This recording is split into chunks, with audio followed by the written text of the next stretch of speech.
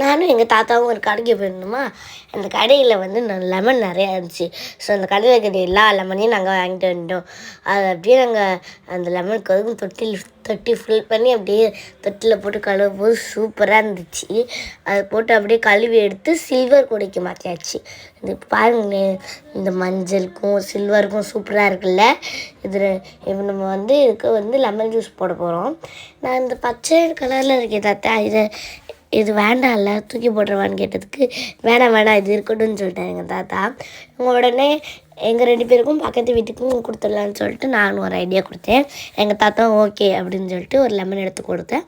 இந்த லெமன் வேணாம், அது கொஞ்சம் புளிக்கும், நம்ம வந்து யூஸ் பண்ணலாம் அப்படின்னு சொல்லிட்டு எங்கள் தாத்தா கட் பண்ணி புழிஞ்சிட்டாரு. இப்போது இந்த டம்ளருக்கெலாம் புழிஞ்சு எடுக்கும்போது என் பல்லெல்லாம் கூசிச்சு, லெமன் ரொம்ப பிடிக்குமேனு அப்படின்னு தோணுச்சு. அதுக்கப்புறம் எங்கள் தாத்தா தேவையான அளவுக்கு சுகர் போட்டுக்கிட்டாரு. அப்புறம் இது வந்து இந்த கேனில் இருக்கிறது வந்து ஃப்ரெஷ்ஷு பியூர் மழை தண்ணி.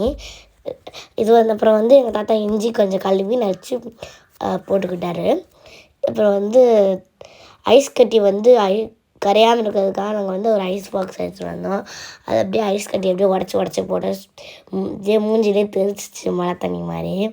அதை அப்படியே உடச்சி இந்த பாருங்கள் இந்த கட்டி எவ்வளோ சூப்பராக இருக்குன்னு அப்படியே உடச்சி போட்டுட்டு அதுக்கப்புறம் கொஞ்சம் தண்ணி ஊற்றி நல்லா மிக்ஸ் பண்ணி ஆக்கிச்சு.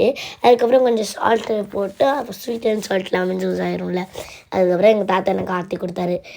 குடிச்சு பார்த்தா வேறு லெவலில் இருந்துச்சு இந்த வெயிலுக்கு. அதுக்கும் நீங்களும் இந்த மாதிரி லெமன் ஜூஸ் வீட்டில் போட்டு குடிச்சிருக்கீங்கன்னா மறக்காமல் கமெண்ட் பண்ணிடுங்க.